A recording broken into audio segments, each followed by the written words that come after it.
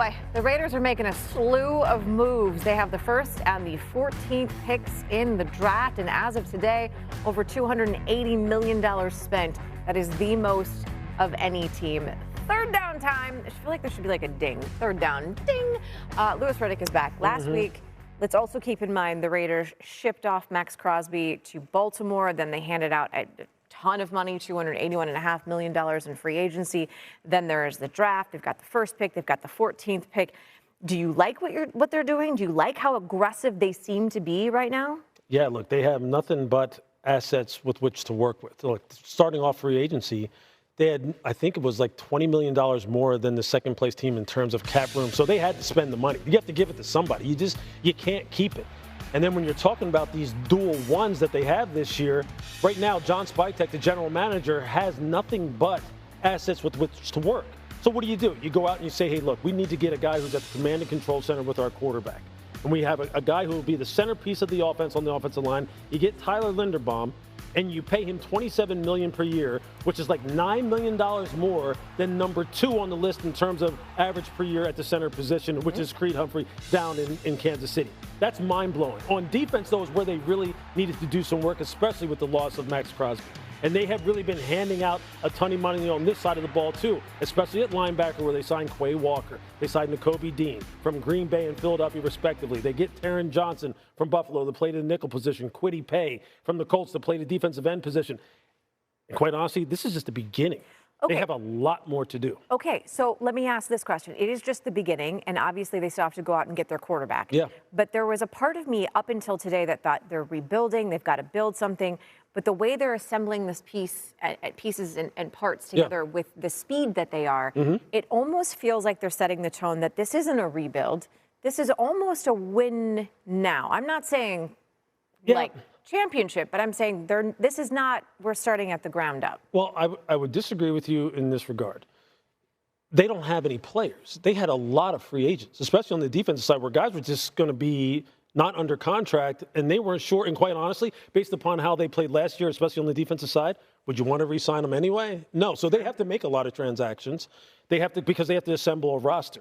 And number 2, they have so much cap space that you have to use it. You have to spend it on someone. So there's going to be a flurry of transactions with this football team.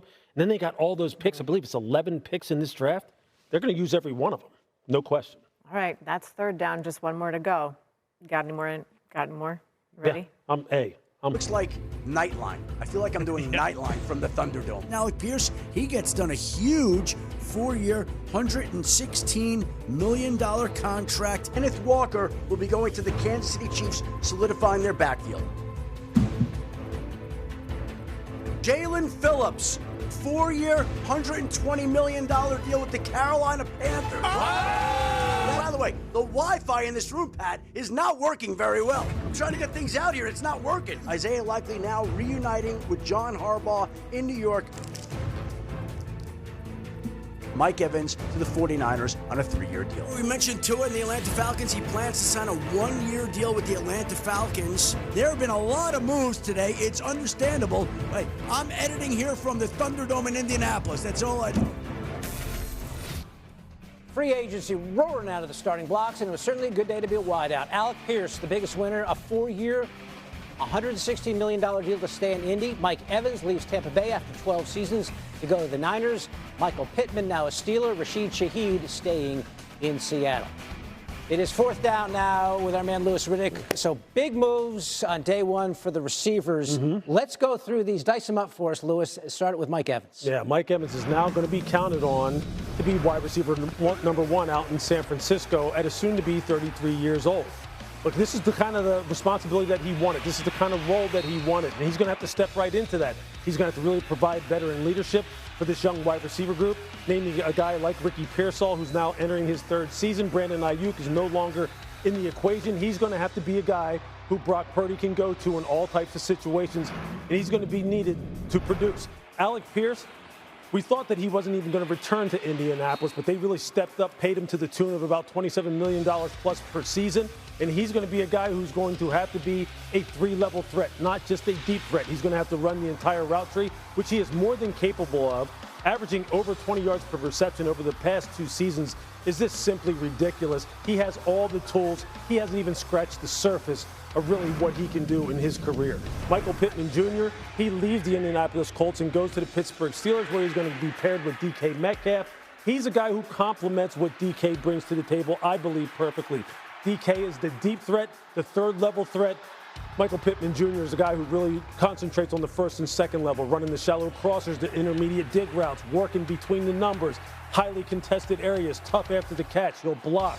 So I think it's a really good thing that they picked him up and that they traded for him. The question now remains, who's going to throw him the football? That's a good question. Yeah. Okay, so many guys on the move on this first day, but there's still some big names out there. Who's a guy you can see on the move pretty quickly? Yeah, I'm surprised that Trey Hendrickson hasn't been signed yet. He's been rumored to go a couple different places because everyone is looking for guys who are closers, guys who are game wreckers, and Trey is one of those guys off the edge. I can imagine him going to a place where he is familiar with the coaching staff, namely the Indianapolis Colts, where Lou Anarumo was the defensive coordinator.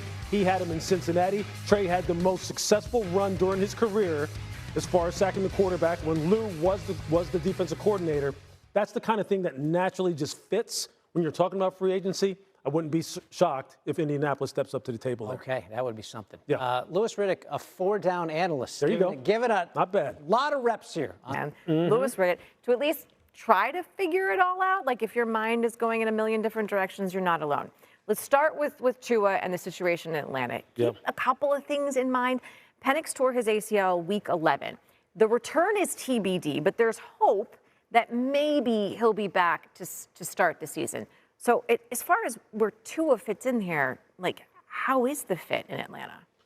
Quite honestly, I think it's pretty good because, look, Kevin Stefanski, if you think about the type of offense that he ran when he was in Cleveland, it really does fit what Tua ran in Miami under Mike McDaniel. Play action heavy, Tua can do that. As far as being able to execute the offense with good ball handling, being able to distribute the football short, intermediate, deep, make quick decisions, put the ball where it needs to be put accurately, all the kind of things that you need in a play action type of offense. On top of it, he has enough mobility to really get out on the perimeter and throw on the move. When you have a guy like Bijan Robinson, it actually makes the play action passing game all the more deadly because people really do respect how much of a threat that this guy is. When you have weapons like Drake London to throw the football to, like Kyle Pitts to throw the football to, like Bijan, who you're seeing here catch the ball out of the backfield, these are all the things that every quarterback wants. Tua has those now, and here's the kicker. Tua gets to take all these reps all off season long. So now, quite honestly, if I'm Michael Penix, I'm sitting there going, oh boy, this guy has a very similar skill set to mine, although I have a bigger arm, but this guy may be even more mobile. He's played in an offense that's really play action, pass centric. And when Tua's hot and when Tua's healthy, this is the kind of offense that really tailor-made for him. So I think it's a smart pickup considering what they have to really assume from a salary perspective. It also sounds like you're saying it's smart for Tua. Absolutely. Like Tua made the right decision. Okay, if Tua is the week 1 starter, it's a bit of a trend for the Falcons because they've had 6 different starting quarterbacks in as many seasons. I do want to touch on the situation in Miami. Like, it's a wildly expensive situation for them to drop Tua the way that they are. I mean, $99 million it's a lot of money. They're moving on to Malik Willis, though, who is fantastic as the backup in Green Bay. How do you like him now for the Dolphins? I like him a lot, but let me go back to what you said about that $99 million cap hit. The fact that they're going to designate this a post-June 1 cut means that they can spread it out over 2 fiscal years in football sense, 2 league years. So that kind of like lessens the blow. But you're right, it's still $99 million. It's a lot of money. I get you. It's a lot of money. Fast forwarding to Malik Willis, I think there's just a lot of familiarity here that really gives the Miami Dolphins a lot of comfort, okay? Obviously, Jeff Hafley was in Green Bay with him. You know, he was the defensive coordinator. He got to see Malik every day. John Eric Sullivan, the new GM down in Miami, he got to watch him practice, play games. He was with him every day. A lot of intel. They just hired John Robinson to be a personnel executive in Miami. Who was John Robinson? He was the GM who drafted Malik Willis when he was with the Tennessee Titans. And now he's there. When you have all that kind of familiarity and the relationships that you're going to have with this young man, it not only puts you at ease, it puts the quarterback at ease. That's a recipe for success. That's why I'm pretty fired up about this. Do they have the ability to spend money to surround him with the right people? Look, the salary cap is always something that you can manipulate and create money to where you can then go out and in free agency maybe selectively pick up players. But I think the thing here that they're going to really need to do, Nicole, is really draft well and establish a base from which they can build this operation. If you don't have that, you can't just have mercenaries year after year after year going in and out of a revolving door. Okay, so that's first down. You still got 3 more to go, and I should warn you, we don't punt here, so buckle up. It's all good. Out here on SportsCenter, and a wild first unofficial day of free agency. Huge win for the Chiefs. They made the big splash, signed a Super Bowl MVP Kenneth Walker III on a 3-year, $43 million deal, giving them a home run hitter in the backfield. And more good news for the Chiefs. Travis Kelce has agreed to return for a 14th season on a 1-year, $12 million deal. And it's now time for Lewis to come back in here and size this all up for us. So the Chiefs reload on offense. Of course, Patrick Mahomes coming off the ACL surgery. How does Kenneth Walker III change the calculus for this team? Yeah, I think you're going to see in 2026, David, you're going to see an offense that's going to look much more run-centric. I'm not going to say that it's going to be a team that's going to really have a run-pass ratio like some of the run-heavy teams have done historically. But with the hiring of Eric Bieniemy and the signing of Kenneth Walker, and then when you tie it all together with the comments that General Manager Brett Veach made at the Combine about the fact that, look, we have to take pressure off of Patrick Mahomes, especially early on in the season, coming off this ACL injury. What this is all leading up to is the fact that this wants to be a football team. Kansas City Chiefs want to be a football team that wants to run the football downhill, wants to have a bell cow back that Patrick can turn around and just hand it off to and go get 4 or 5 or turn a 4 and 5 yard run into 20 yards. And then everything in the passing game that they become known for will flow off of that. Okay, so they add a playmaker and they retain a guy who has been a playmaker in his time in Kansas City, and that's Travis Kelce.